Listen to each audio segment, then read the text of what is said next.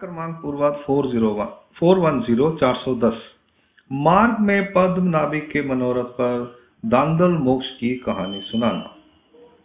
दूसरे दिन प्रातःकाल भगवान श्री चक्रधर स्वामी वहां से अन्यत्र जाने के लिए चल पड़े। मार्ग में चलते हुए सबसे आगे भगवान थे, उनके पीछे बाईसा और पद्मनाभी थे। शेष भक्तिजन सबसे पीछे थे। मार्ग में चलते हुए पद्मनाभी ने अपने मन में मनोरथ किया, जैसे वह भगवान की सेवा कर रहा है वैसे ही उसके घर के भी सारे सदस्य भगवान की सेवा में लग जाते तो कितना अच्छा होता। फिर वह भी भगवान के पास रहकर पूर्ण रूप से उनकी सेवा करता। ऐसा उसने अनेक बार अपने मन में मनोरथ किया। तब सर्वज्ञ स्वामी ने कहा, बेटा तुम अपने मन में बहुत बड़ा मनोरथ कर रहे हो।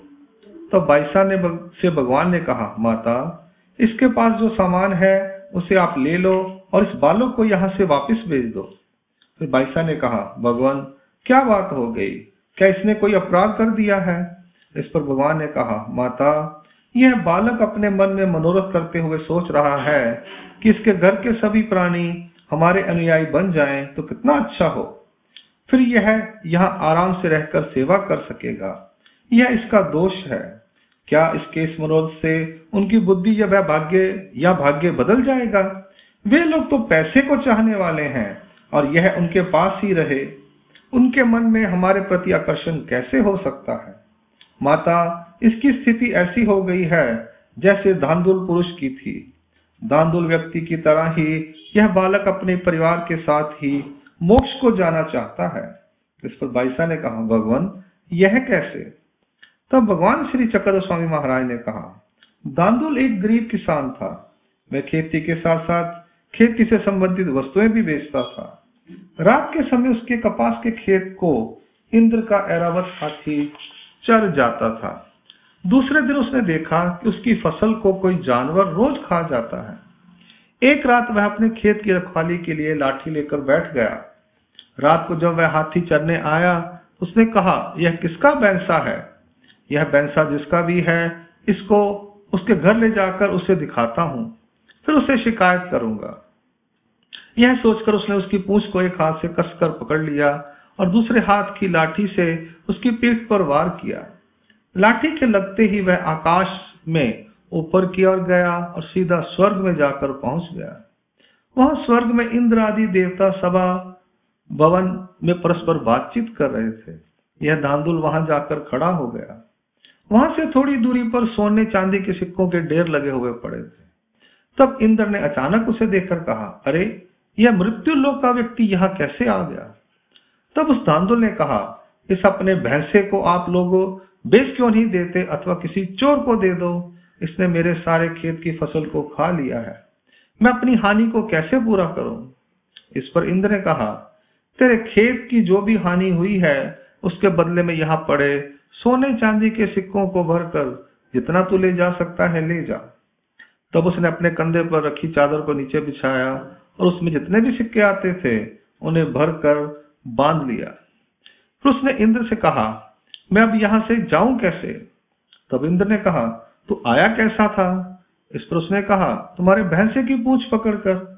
तब इंद्र ने कहा, वैसे ही तू उसकी पीठ पर इस गठरी को रख ले और उसकी पूंछ पकड़कर वैसे ही वापस चला जा। हमारे भैंसे को अपने खेत में आराम से चरने देना। तो उसने कहा, इसकी चिंता आप ना करें। इस प्रकार धांधुल स्वर्ग से धन दौलत ले आया और बड़े आराम से अपना जीवन व्यतीत करने लगा। खाने के लिए दूध घी चावल मिलते, चबाने के लिए पान मिल जाता। उसकी इस ठाठ भरी जिंदगी को देखकर अड़ोस पड़ोस के लोग कहने लगे, धांधुल भाई का तो जीवन ही बदल गया है, इसे कहां से इतना धन मिल रहा है। अगले वर्ष जब फिर से कपास तैयार हो गई तो उसे चुनने के लिए काम करने वाली औरतें आने लगी। तब उन औरतों में से एक ने कहा, धांधुल दादा पहले तो तुम बहुत दुर्बल थे, अब तो तुम्हारी खेती भी बढ़ गई है, इतना धन लाभ तुम्हें कहां से हो रहा है?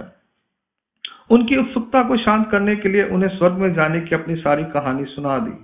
तब उन औरतों ने कहा, वह स्वर्ग का बैंसा अब भी आता है क्या? इस पर धांधुल ने कहा, हाँ अभी भी यहाँ आता है।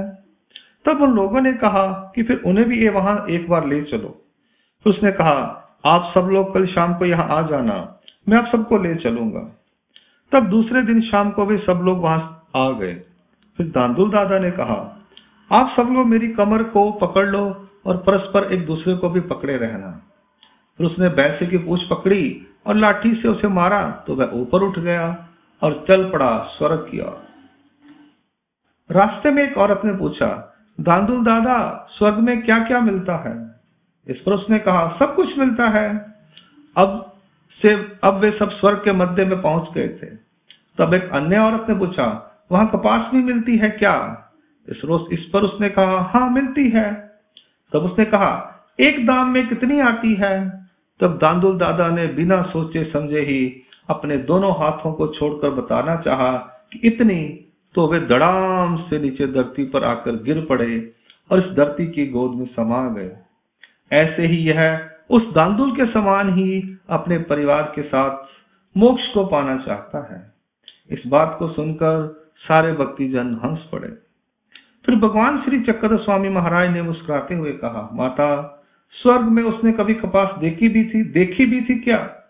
व्यर्थ में ही उसने झूठ बोला और आत्मघात करने कराने का कारण भी बना। उन सब की हड्डियां चूर चूर हो गई। इसलिए मनुष्य को कभी झूठ नहीं बोलना चाहिए। फिर भगवान ने उन सबको कोमल इंद्रावन का दृष्टांत समझाया।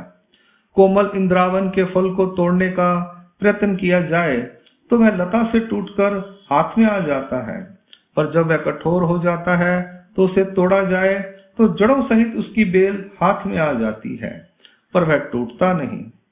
वैसे ही इस संसार में जो व्यक्ति उभय जरट है, अर्थात जिसकी जड़ चेतन पदार्थों के प्रति ममता होती है और वयोवृद्ध है, उन्हें नरकों का भय दिखाकर और कल्याण की बात समझाकर उनके जड़ चेतन पदार्थों का त्याग कराया जाए तो ऐसे जरट पुरुष धर्म में आकर भी इसमें से दोषों को ग्रहण करेंगे। वे अंतर मन से जड़ पदार्थों का त्याग कर नहीं पाते। ऐसे पुरुष परमेश्वर ज्ञान के अधिकारी नहीं होते। वे कहते हैं कि इस वृद्ध अवस्था में वे क्या कर पाएंगे। यदि 4 पैसे उनके पास होंगे तो अन्न, वस्त्र और औषधि उपचार के लिए उनके काम आएंगे, ऐसा वे सोचते हैं। अतः वे धन का त्याग नहीं कर पाते। लीला का हेतु। भगवान को पद्मनाभी का मनोरथ इसलिए अच्छा नहीं लगा क्योंकि उसके सोचने मात्र से उसके परिवार के भाग्य का परिवर्तन होना संभव नहीं है। उसके संबंधियों में से किसी का परमेश्वर भक्ति के प्रति पूर्व जन्म का अधिकार नहीं है। ऐसा होते हुए उन्हें परमेश्वर का सन्निधान कैसे मिल सकता है? दांदुल को स्वर्ग में ले जाने के लिए ऐरावत हाथी इसलिए आता था कि उसका स्वर्ग में जाने का कर्मलेप कुछ शेष रह गया था। अतः उसे स्वर्ग के पुनः दर्शन हुए। वहां से दांदुल को जो धन प्राप्त हुआ उसका कारण यह था कि उसकी स्फुट क्रिया कुछ शेष रह गई थी। खेत में काम करने वाले स्त्री पुरुष और दांदुल आदि को अपमृत्यु प्राप्त होने का कारण यह था कि यह उनका पूर्व जन्म का अर्जन था। ऐरावत को तो उनके कर्मलेपों का ज्ञान नहीं था, पर उसके अंदर विद्यमान देवता को तो उसके कर्मलेपों का ज्ञान था। ब्रह्मंडस्था में सुख प्राप्त करता जीव को तो कर्मलेप का ज्ञान नहीं होता। देवता के विग्रह हाथी को भोजन खिलाने से दांदुल को 1 लाख वर्ष का सुख फल प्राप्त होगा। विद्या से अधिक और सुख फल से कम, इन दोनों के मध्य में सुख फल प्राप्त होता है। अंक लीला क्रमांक 410 यहाँ संपूर्ण होती है। दंडवत प्रणाम। जय श्री कृष्ण।